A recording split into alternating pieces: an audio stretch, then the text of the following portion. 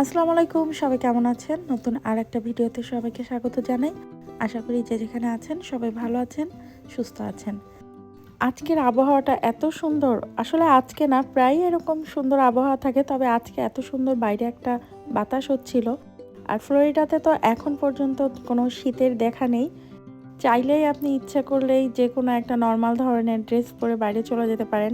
আমেরিকার অন্যান্য স্টেটগুলোতে যেমন শুরু হয়ে গেছে শীতের প্রকোপ, যেগুলো আর কি শীত প্রধান স্টেট, কিন্তু ফ্লোরিডাতে এখনও মানে খুবই সুন্দর একটা ওয়েদার। দেখতেই পাচ্ছেন একদম রোদ ঝলমলে একটা দিন, খুব সুন্দর একটা হালকা মিষ্টি একটা বাতাস থাকে, খুবই ভালো লাগে।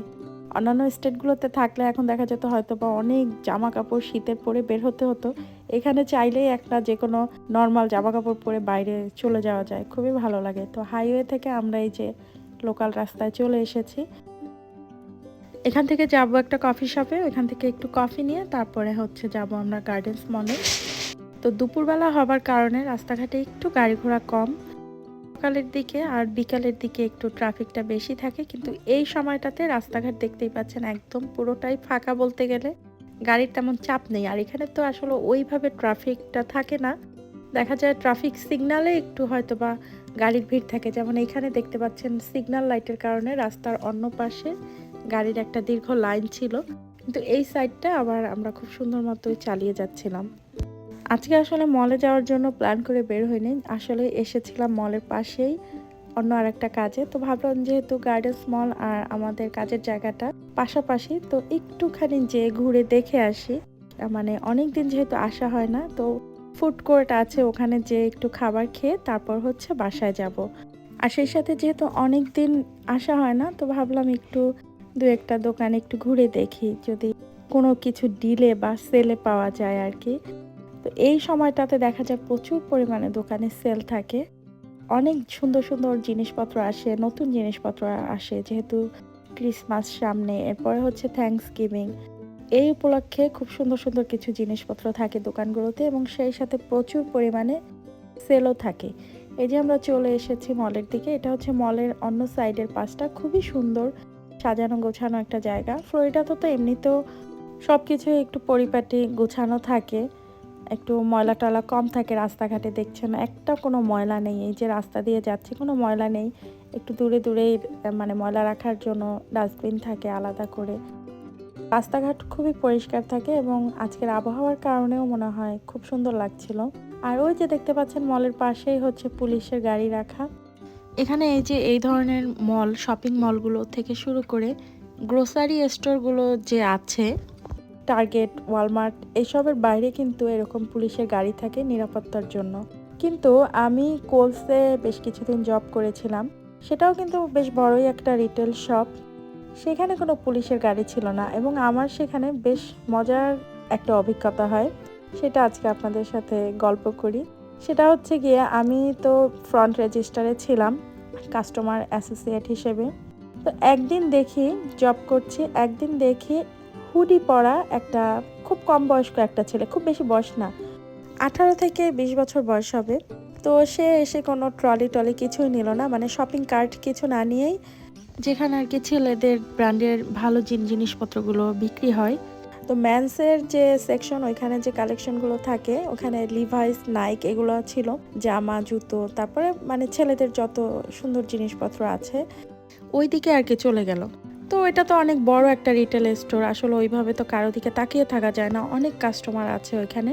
তো সে মনে হয় ওইখানে বসে বসে কি করেছে কে জানে। তো আমরা তো ফ্রন্টে বসে কাস্টমার কেয়ার, অনেক অন্যান্য কাস্টমারদের টেক কেয়ার করছি। তো অনেক সময় পরে দেখলাম ওই লাল রঙের হুডি পরাই আর কি সে বের হয়ে যাচ্ছে, এবং তার পিঠে বড় একটা ব্যাগ, গার্বেজ ব্যাগ যেগুলো থাকে, বড় প্লাস্টিকের যে গার্বেজ ব্যাগ, সেই ব্যাগ।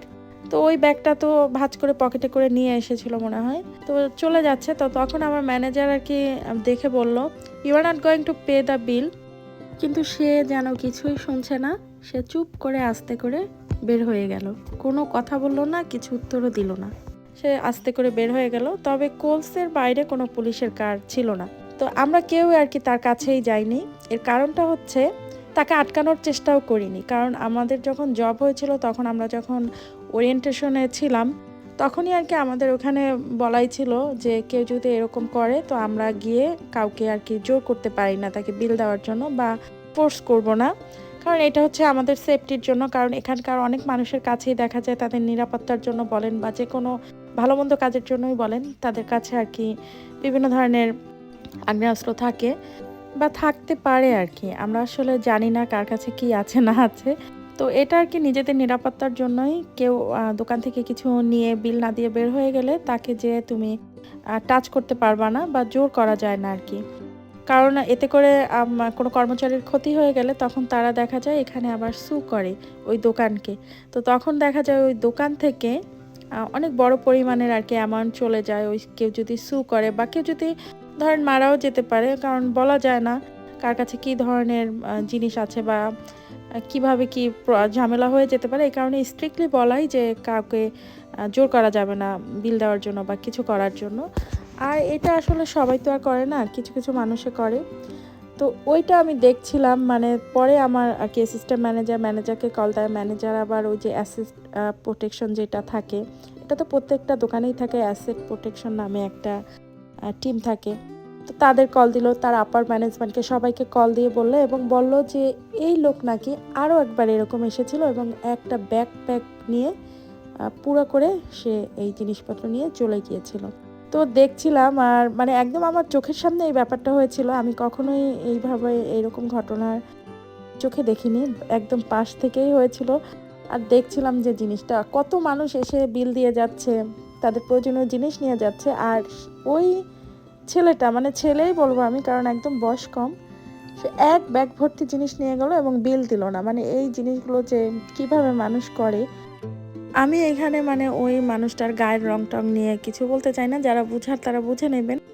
আর গায়ের রং দিয়ে আসলে এগুলো বলা যায় না, অন্য অনেকেই করে, হয়তোবা আমার চোখের সামনে এই রঙের মানুষটা এটা করেছে দেখে বলতে পারবো, অন্য কোনো গায়ের রঙওয়ালা মানুষ হয়তোবা অন্য কোনো দোকানে যেয়ে করে। তো আমি আর কি নিজের চোখে দেখছিলাম জিনিসটা, তো আমি একটু অবাক হয়ে গিয়েছিলাম। আর এই যে এই দোকানগুলোতে তো দেখলাম পুলিশের গাড়ি আছে বা টার্গেট ওয়ালমার্টে থাকে, কিন্তু কোলসে ছিল না আর কি। তো আমি ওইখানে ওই দিন ম্যানেজারকে জিজ্ঞেস করেছিলাম তোমাদের আসলে এখানে না পুলিশ রাখা দরকার, কারণ এটা তো আমাদেরও একটা সেফটির ব্যাপার, কারণ ড্রয়ারে টাকা থাকে। এরপরে তো আমি আসলে জবটা ছেড়ে দিয়েছি, কিন্তু ওরা বলে যে এটা আসলে আমাদের ম্যানেজমেন্টকে বলা আছে, কিন্তু তারা যে কেন এটা করে না, আসলে আমাদেরও পুলিশ রাখা উচিত। কারণ এত বড় ছিল কোলস, আর কোলসে একটু আমার কাছে কেন যেন মনে হয় টার্গেটের থেকে একটু লোক সমাগম কম ছিল। এবং আমি এর আগের একটা ভিডিওতেও দেখেছিলাম, মানে এত বড় বিশাল পার্কিং লট, আমার তো ভয়ই লাগতো।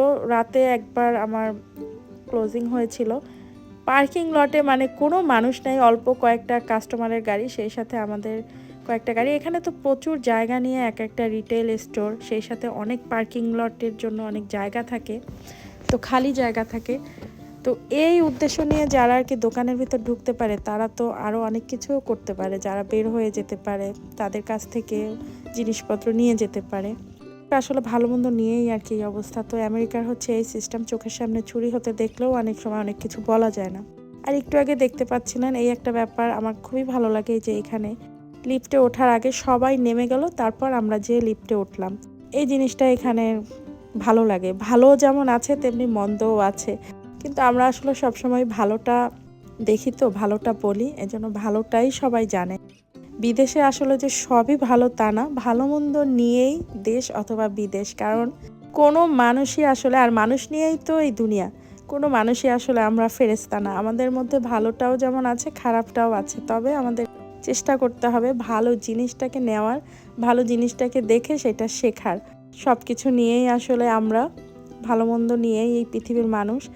তো যেমন দেখেছিলাম নতুন কাজের একটা জায়গায় গিয়ে, আমি তো ডানকিনে অনেক বছর কাজ করি, ডানকিনে আসলে এইরকম কখনো হয়নি, শুনিনি যে কেউ এসে আর কি আমাদের জিনিসপত্র নিয়ে বিল না দিয়ে চলে যায়, কারণ ওখানে তো আমরাই জিনিসপত্র বানিয়ে তারপরে কাস্টমারের হাতে দেই।